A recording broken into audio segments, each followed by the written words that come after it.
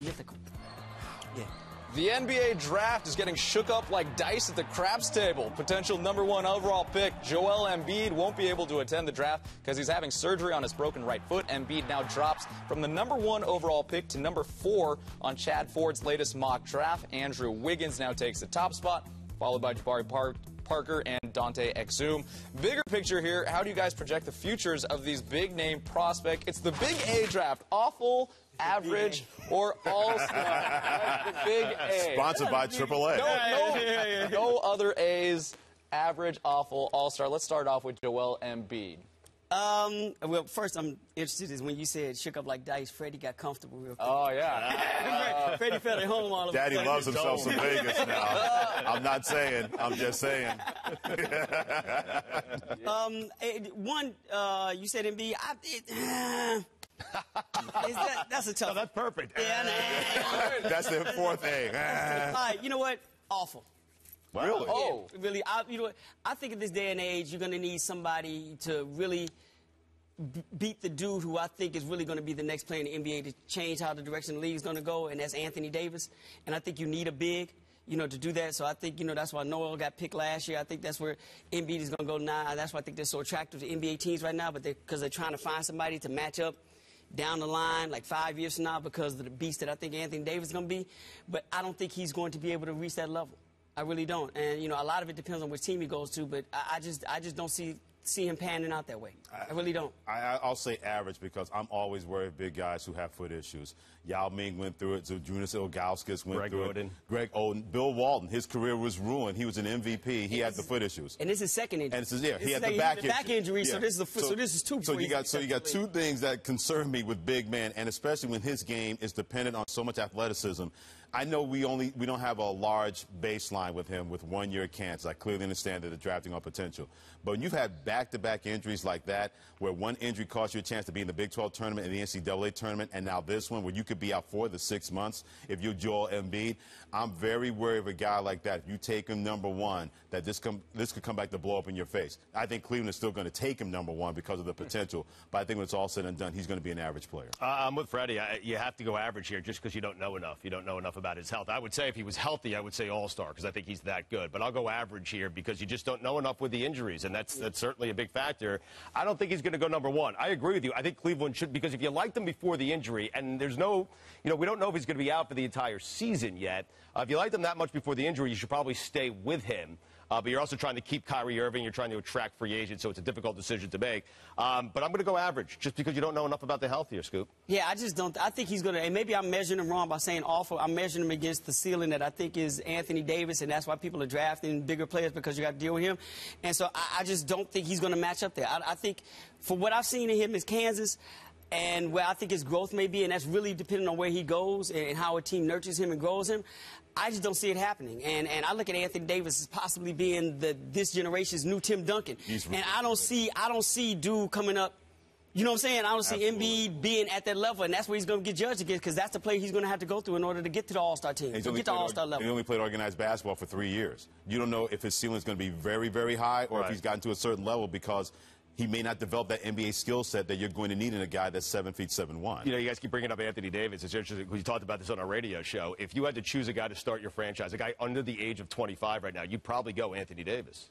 I agree with that. Durant, absolutely. Because Durant's right at 25. So yeah, Durant, but I make on Anthony still. Anthony's ridiculous. Over Durant, huh? Yeah, and that's why I'm holding it against Embiid because to me that's who he's going to be judged against. Yeah. He's his first 5 years of his career. Every time he plays or how that new ceiling.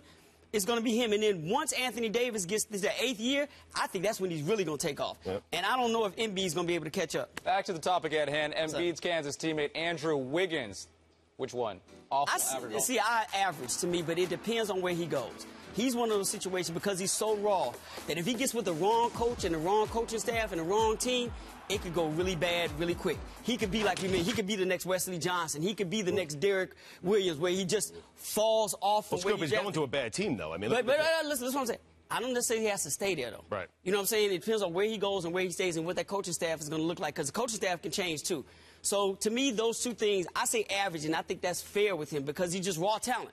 But he gets in the wrong hands, it could be ugly. Some people in Cleveland are probably thinking, Will anyone come here and stay here? Because they already told that Joel Embiid should come here, and if Andrew Wiggins comes here, he's going to leave. I think he's going to be an all-star. I think he's only scratched the surface of Kansas. I love his wingspan. The guy's a 7-foot wingspan. He's 6'8", really good defender, but he can create not just in the open floor, but that step-back move could be his go-to move in the NBA where he can create that space and get to the foul line.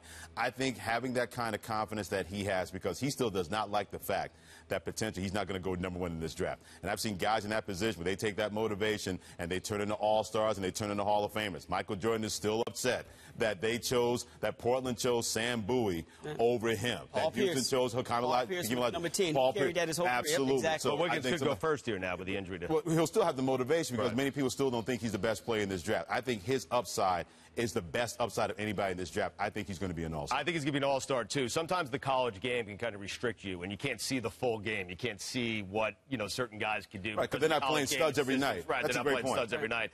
And I'm with you. I think, we haven't seen the best of Andrew Wiggins yet. We expected a lot, and maybe the expectations were too high headed into his freshman year at Kansas. They probably were.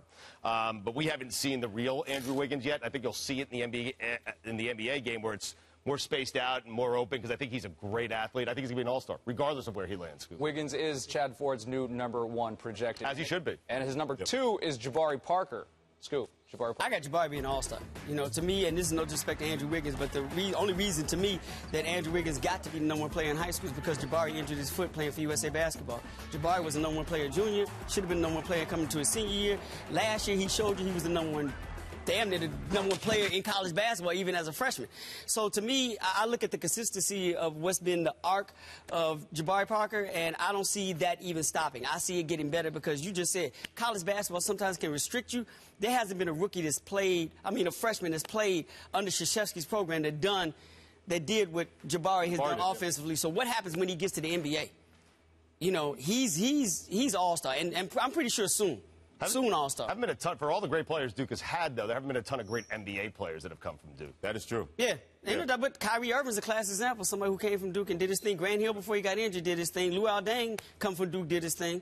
So, You just named the 3. Jabari's going to be the 4 then. I'm just stunned that Cherokee Parks didn't make this discussion. Right, Maybe that's just me. I'm with you about him being an all-star in terms of his NBA skill set.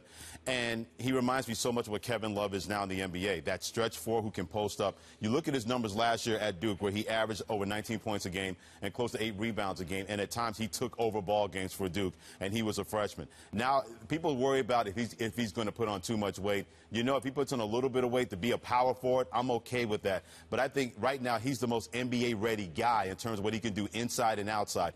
Everybody worries about their defense. Come on, everybody worries about defense when you go to the NBA after your 1 year in college. But I think he'll be more than manageable. I'm with you, Scoop. I think he's going to be an all-star. Just because I can't say that everyone's going to be an all-star here or average, and I have to choose someone to be awful, I'm going to go Jabari Parker as awful. Wow.